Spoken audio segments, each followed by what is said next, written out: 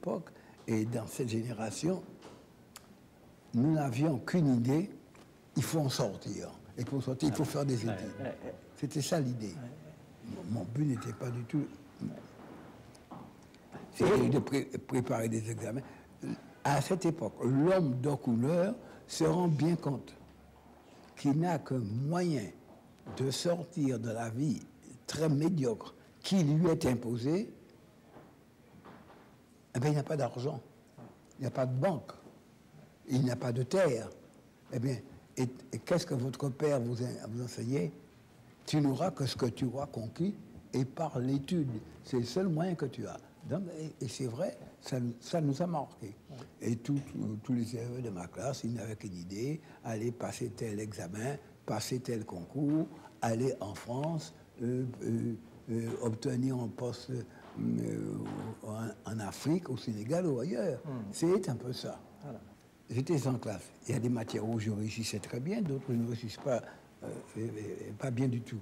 Par exemple, en mathématiques, bon, j'ai très bien compris, je n'avais pas la bosse, je n'insiste pas. Les sciences naturelles, je les aimais bien, mais il y avait des profs qui ouvraient simplement un livre de botanique ou de biologie, hein, et qui lisaient simplement un chapitre. Ça ne m'exalta pas. Alors, dans la nature, les fleurs m'excitaient. Bon, c'était très inégal. Mais j'étais très mordu par la littérature, par le français, par le latin. J'étais très mordu par ça. Parce que mon père me recevait ça tout le temps. Et je me rappelle, mon père faisait lire des livres, s'il y a telle chose. Il a été à l'hôpital civil et il m'a fait lire la moitié de la bibliothèque de l'hôpital civil. Il a fait lire tout Dumas. Il m'a fait lire les romanciers français. Il aimait profondément la littérature littérature française. J'avais des professeurs aussi qui étaient éminents. Quand on avait un professeur comme monsieur Louis Achille, ce n'était pas n'importe quoi. C'était des hommes de couleur qui croyaient qu'ils avaient une mission, c'était d'élever le peuple à un niveau supérieur de culture. Quand je suis arrivé en France, certains étaient tout à fait étonnés, mes petits camarades de France, du niveau que nous avions dans certaines matières. Quand le père Achille récitait un poème anglais, Long lines of cliff breaking, have less a chasm, in the chasm our sun, yellow sun. Je ne connais plus l'anglais, mais je ne peux oublier ces vers de M. Achille. Et quand je suis arrivé en France, au lycée Louis Grand, la première fois que j'étais interrogé par le prof d'anglais qui était éminent, M. Travers, un grand professeur français, brusquement, il m'a regardé. Vous êtes de la Martinique? Vous n'avez pas été l'élève de M. Achille? J'ai dû confesser. Donc il avait remarqué la manque du maître. Je dis qu'il y avait une solide tradition universitaire dont il ne faut pas faire fi. Et je me rappelle également M. Eugène Revers. Eugène Revers, nous avons donné à une école de Fort-de-France le nom de l'école Eugène Revers.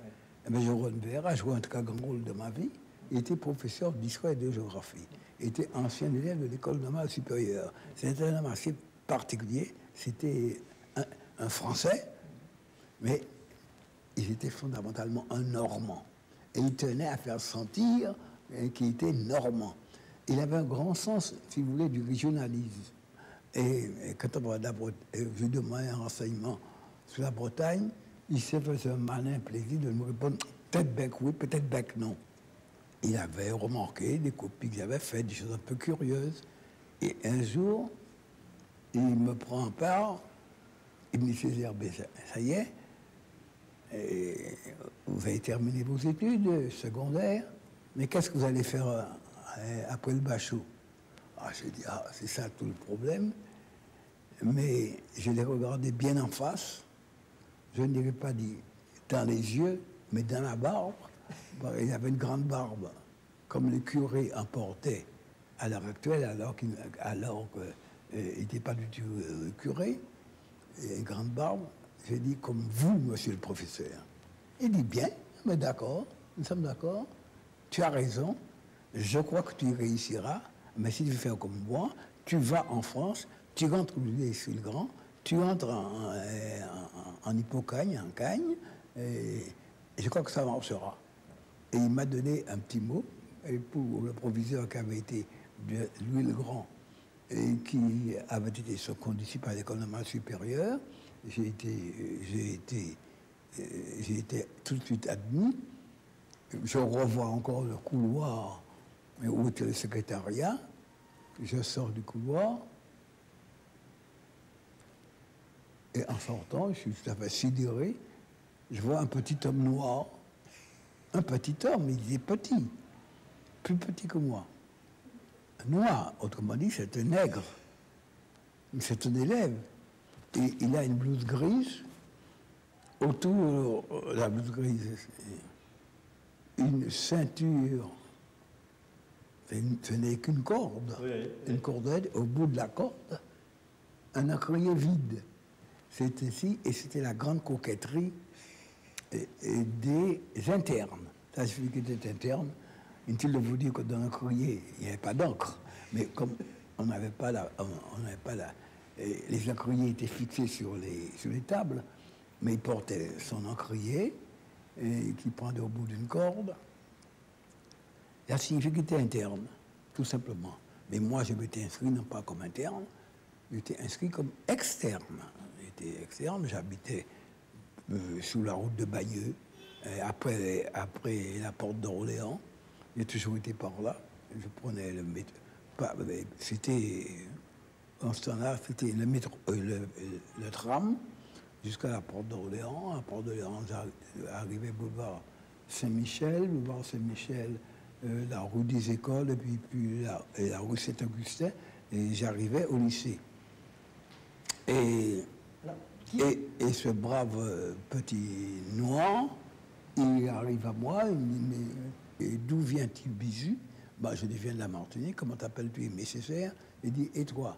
Ah ben, il dit, moi, je m'appelle Léopold Sédar Senghor, et je suis du Sénégal.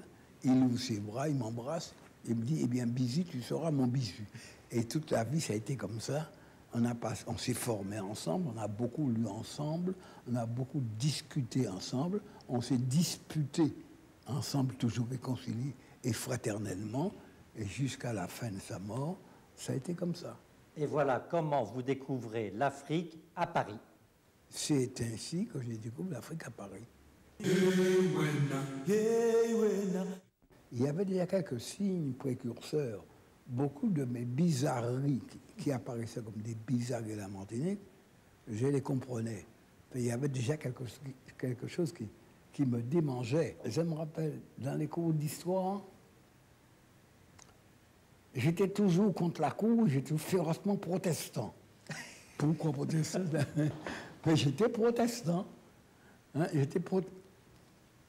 j'ai remarqué que j'étais toujours du côté de ceux qui protestaient. Oui. À mon avis, il y avait là déjà un signe. Oui. À l'époque de la Révolution, pauvre révolutionnaire comme pas ça, même à travers les études, il y avait des signes qui indiquaient déjà un caractère. Et à Fort-de-France, j'étais mécontent de la vie que je menais. Qu'est-ce que cette histoire de réception